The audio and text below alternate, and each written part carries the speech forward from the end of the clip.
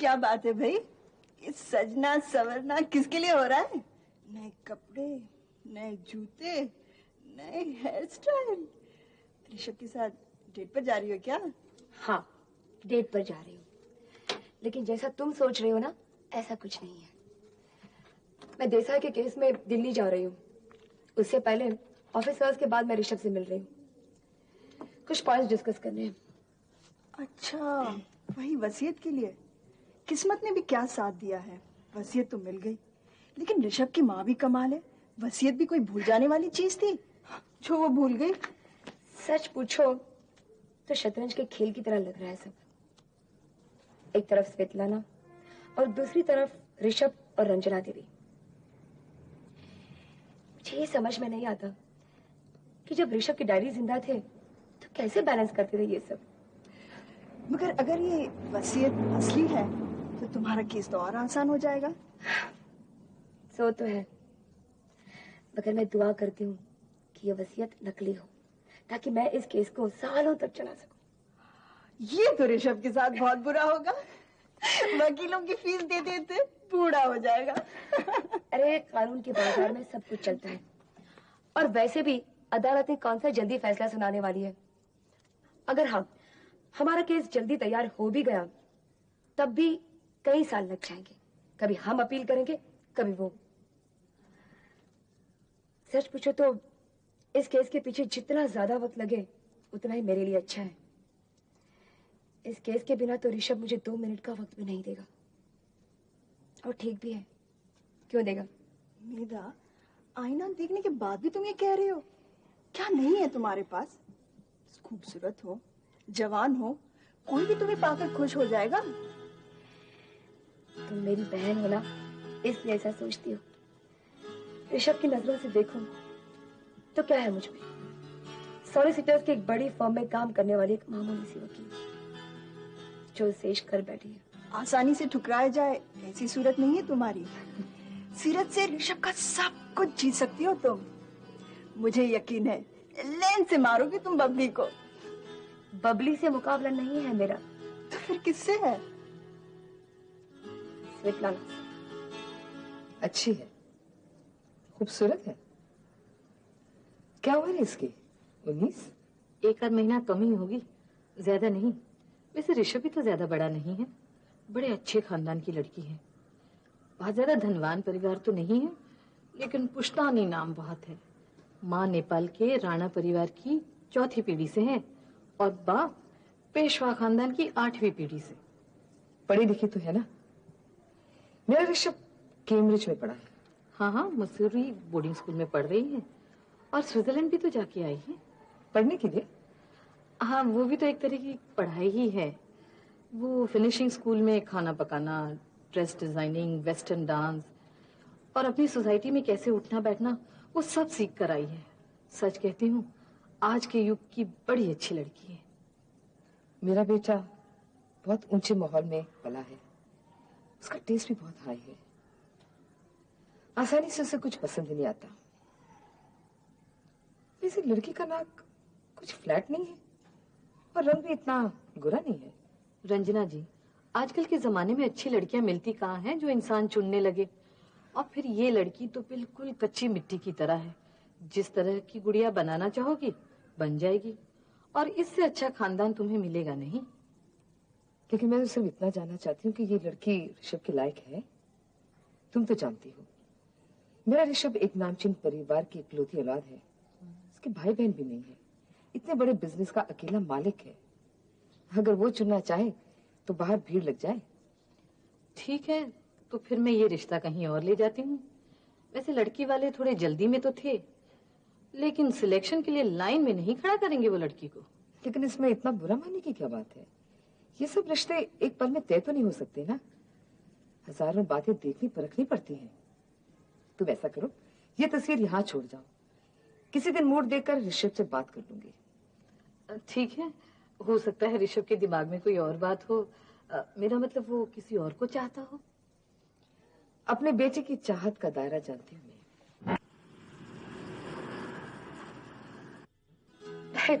कुछ अलग से नजर नहीं आ रही आज?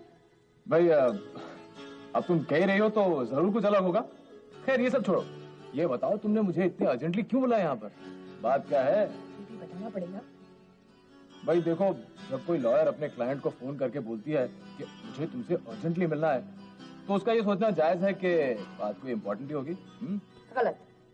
ये सच है कि मैं वकील हूँ और तुम मेरे क्लाइंट हो, लेकिन जिस मेधा ने तुम्हें फोन किया है वो वकील नहीं है, एक औरत है और उसे तुमसे बात करनी है। तो ये बात है, तब कुछ थोड़ी थोड़ी बात समझ में आ रही है। अब मैं इत्मीनान से मेरा जूस पी सकूंगा भाई। मुझे तो शक है, हाँ मुझे तो शक है कि तुम कोई भी काम इत्मीनान से कर सकते हो।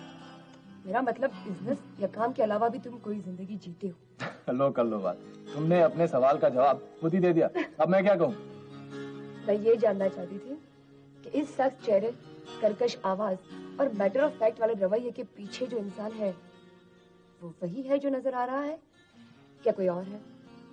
मेधा, तुम्हारे सुंदर चेहरे में जो दिमाग है ना, वो भटक रहा है। तुम अपनी सोच में खुद उलझ रही हो। भाई मैं तो एक सीधा साधा बिजनेसमैन हूँ, थोड़ा रिजर्व किस्म का हूँ, लोगों के साथ खुलने में थोड़ा वक्त लगता है मुझे, बस और कुछ नहीं। अच्छा ये बताओ, तुम्हारे दोस्त कितने हैं? दोस्त? एक भी नहीं। मैं इस रिश्ते में विश्वास ही नहीं रखता। भाई आज के जमाने में कोई किसी का दोस्त नहीं होता, सब मतलबी होते हैं। और हाँ, ये जो दोस्ती का रिश्ता है ना, ये फिल्मों में अच्छा लगता है, जिंदगी में नहीं। ऋषभ, तुम उस सीप की तरह हो जो ऊपर से जितनी सख्त है उतनी उसके अंदर नाजुक जिंदगी होती है। कभी कभी दिल करता है तुम्हें भी सीप की तरह तोड़ के देख लिया जाए कि अंदर क्या है। मेधा, इतनी मेहनत मत करो भाई, मेरे अंदर ऐसा कुछ नहीं है जो मेरे जैसे औरों में नहीं होता। इसलिए जो कुछ है उस पर विश्वास करो, और जो नहीं है उसे ढूंढने की कोशिश मत करो, समझी? ऋषभ, तुम्हारी उम्र और हैसियत के हिसाब से तुम कुछ ज्यादा ही सीरियस, इंटेंस और अकेले इंसान। देखो मेधा, अब ये मत कहना कि लॉ की डिग्री के साथ साथ तुमने साइकोलॉजी की भी डिग्री हासिल की है। बात मजाक में उड़ जाए ऐसा मेरा इरादा नहीं था। मैं तो यही कोशिश कर रही थी कि काम के अलावा भी हम दोनों को एक दूसरे को अच्छी तरह जान लेना चाहिए, ताकि ये रिश्ता आगे चलकर हमारे काम में मदद करे अगर स्वेतलाना को बर्बाद करना है तो। हे, होल्ड ऑन, एक मिनट। तुमसे ऐसा किसने कहा कि मैं स्वेतलाना को बर्बाद करना चाहता हूँ? ऋषभ, तुम्ही ने तो कहा था कि स्वेतलाना को... नहीं, शायद मेरे समझाने में कोई गलती हो गई हो, तो अब समझ लो। मैं स्वेतलाना को बर्बाद नहीं करना चाहता, सिर्फ अपना जायज हक वापस लेना चाहता हूँ, और कुछ नहीं।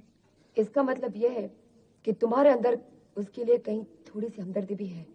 गलत, मेरे अंदर उसके लिए कोई हमदर्दी नहीं है। बबली के लिए भी नहीं? बबली? भाई इस बात में बबली कहां से बीच में आ गई? देखो, अव्वल तो मुझे तुम्हारे इस सवाल का जवाब देने की कोई जरूरत नहीं। खैर, जब तुमने पूछ ही लिया तो मैं जवाब दे देता हूँ। नहीं, बबली के लिए भी नहीं। अरे बबली को तो मैं बचपन से जानता हूँ, she is a friend of mine, और मैं उसे पसंद भी करता हूँ। उसके साथ रहने में मजा आता है मुझे। वो मुझे हंसाती है, वो गुस्सा भी दिलाती है, बहुत गुस्सा करता हूँ उससे, लेकिन इसके अलावा और कुछ नहीं। समझ गई ना? मैंने शायद ऐसा कुछ कह दिया जो तुम्हें पसंद नहीं है, लेकिन मैं तो यही समझती थी कि तुम स्वेतलाना से बहुत नफरत करते हो और उसे बर्बाद करना ही तुम्हारी जिंदगी का मकसद है। इसलिए मैंने उस पर जासूसी करना भी शुरू कर दिया है। अच्छा अच्छा, मेरा एक बात बताओ, तुम्हें इस केस से इतनी दिलचस्पी क्यों है?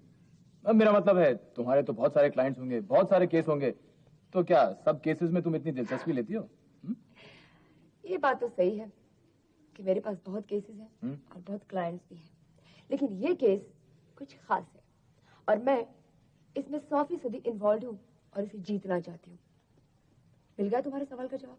हाँ, जवाब तो मिल गया, लेकिन मेधा पूरी तरह समझ में नहीं आया। ज्यादा कुछ समझने लायक है ही नहीं। देखो, तुम बहुत ही बिजी इंसान हो, 50 तरह के कामों में बटे हुए, और मैं एक वकील हूँ, हायर्ड बाय योर फर्म। ठीक है, तो तुम्हारी जीत की उम्मीद में ये पी लिया जाए। चलो, व्हाई नॉट?